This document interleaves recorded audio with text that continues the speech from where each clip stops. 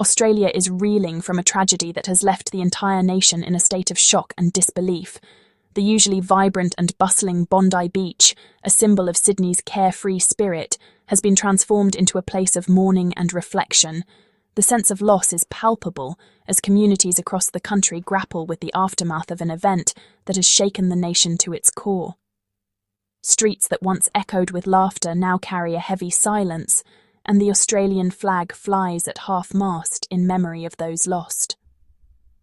On December 14, 2025, what began as a joyful Hanukkah celebration at Sydney's iconic Bondi Beach was shattered in an instant by a senseless act of violence.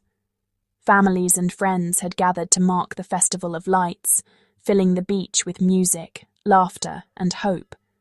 But the festivities turned to chaos when Sajid and Naveed Akram, a father and son, opened fire on the unsuspecting crowd. In a matter of minutes, 15 innocent lives were lost and dozens more were left injured, their lives forever changed by the horror they witnessed.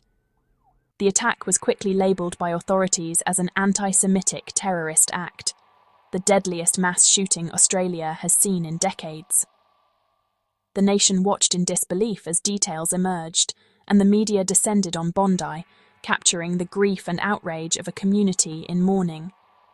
Investigators soon discovered an Islamic State flag in the perpetrator's vehicle, confirming the attack's extremist motivation and raising urgent questions about how such radicalization could take root so close to home. The tragedy has forced Australians to confront the reality of homegrown terror and exposed vulnerabilities in the nation's security systems. Across the country, people are anxious, wondering how such an atrocity could happen in their own backyard. In the wake of the attack, urgent debates have erupted in Parliament and communities alike. Questions about public safety, social cohesion, and the adequacy of existing laws dominate the national conversation, as leaders and citizens search for answers and solutions. As the nation mourns together, candlelight vigils and memorials have sprung up across Australia. The pressure is mounting on leaders to take decisive action, to heal the wounds of a grieving nation, and to ensure that such horror is never repeated on Australian soil. In the wake of the shocking attack, the New South Wales government found itself at a crossroads. The sense of urgency was palpable, with public anxiety mounting and calls for action echoing across the state. In response, the government acted with unprecedented speed, determined to show that it would not be caught unprepared again. Premier Chris Minns made the extraordinary decision to recall Parliament for an emergency session. This was not a routine sitting, but a direct response to a crisis that had shaken the community's sense of safety. Minns and his team were determined to overhaul laws that many now saw as outdated and inadequate for the complex threats of the modern era. Inside the chamber, lawmakers faced the daunting task of debating a sweeping omnibus bill. The proposed legislation combined stricter gun control measures with expanded police powers, aiming to close loopholes and give authorities the tools they needed to respond to emerging dangers. The stakes were high, and the eyes of the nation were watching. The session quickly became intense. Heated arguments broke out as politicians clashed over the delicate balance between ensuring public security and protecting cherished civil liberties. Some warned of government overreach, while others insisted that extraordinary times called for extraordinary measures. Despite the controversy and passionate debate, the bill moved through the legislative process at record speed. Just 10 days after the attack, it passed with rare bipartisan support, a testament to the gravity of the moment and the shared desire to restore a sense of safety.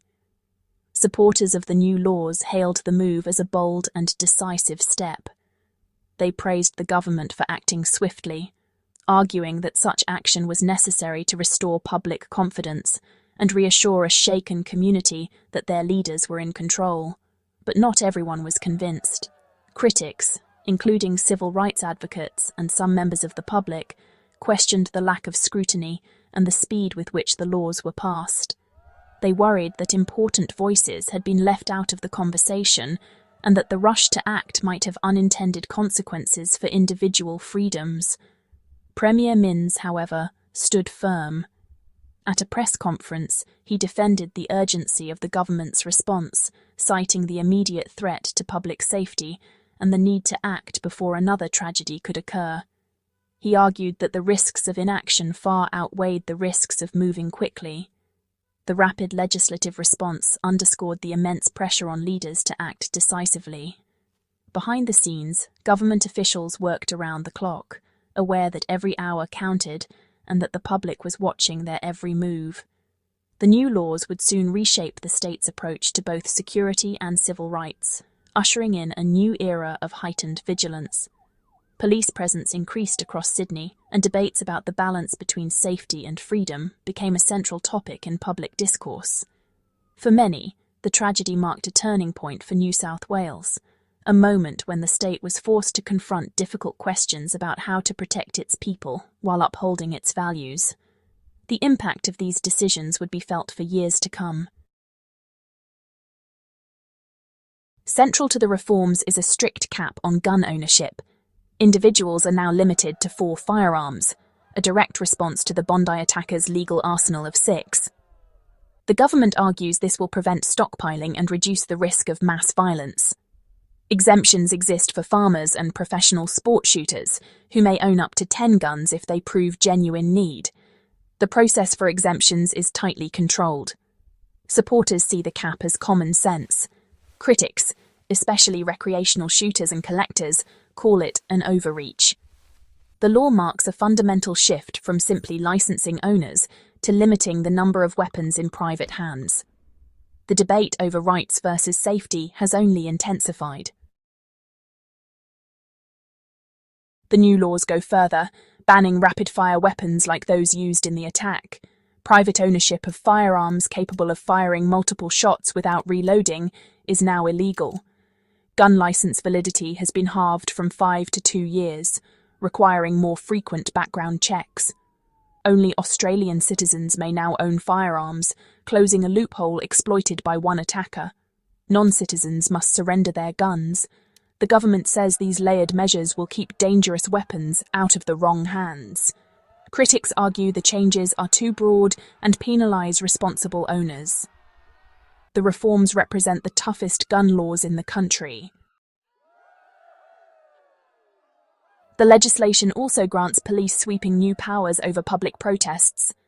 The police commissioner can now ban street marches for up to 14 days after a terrorism determination, extendable to 3 months. Rallies in parks or beaches are exempt, but other police powers may still apply. Officers can order individuals to leave protest areas and demand removal of face coverings if an offence is suspected. The government claims these tools are vital for public safety during crises. Civil liberties advocates warn they could chill free expression and target peaceful dissent. The new laws criminalise the public display of terrorist symbols, including the Islamic State flag. The slogan, "Globalise the Intifada," is now banned at protests, deemed incitement to violence. Jewish community leaders have welcomed these measures as vital protection. Civil liberties groups, however, argue that banning words and symbols sets a dangerous precedent for free speech. The government insists the bans target hate, not legitimate dissent. Critics fear the laws could be expanded to suppress other political views. The debate over where to draw the line between safety and expression is fierce. This part of the law has become a flashpoint in the broader struggle over rights and security. The new laws have split public opinion. The Jewish community sees them as overdue protection against hate and violence. Human rights groups and pro-Palestinian advocates condemn the protest bans and incitement laws as draconian. They argue the measures will silence dissent and deepen social divisions. The government maintains the laws are a necessary response to an unprecedented threat. Critics warn of alienation and the erosion of democratic freedoms. The debate has exposed deep rifts in Australian society. The search for balance between safety and liberty continues. Gun owners and civil liberties advocates have joined forces in opposition. The Shooters, Fishers and Farmers Party argues the laws punish law-abiding citizens, not criminals. They say the focus should be on intelligence and de-radicalization, not restricting legal gun owners. Legal experts warn the protest bans may violate Australia's implied constitutional freedom of political communication. Civil liberties groups plan to challenge the laws in the High Court. The outcome could redefine the limits of government power in the name of security. The legal battle is just beginning.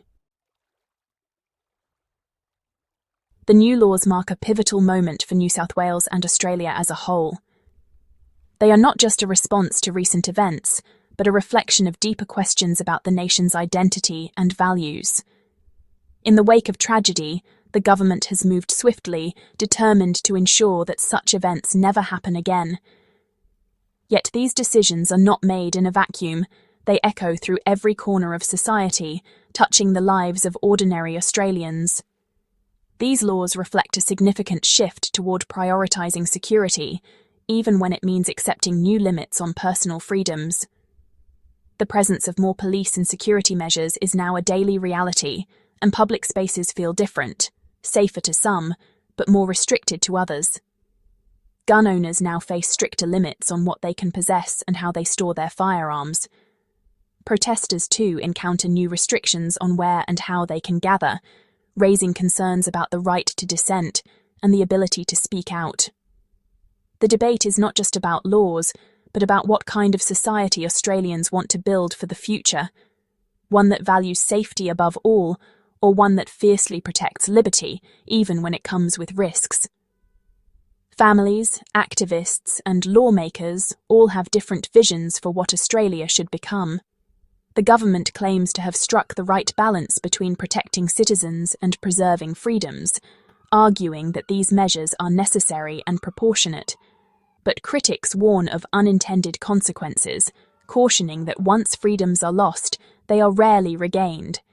Legal experts and civil rights advocates continue to question whether these changes go too far.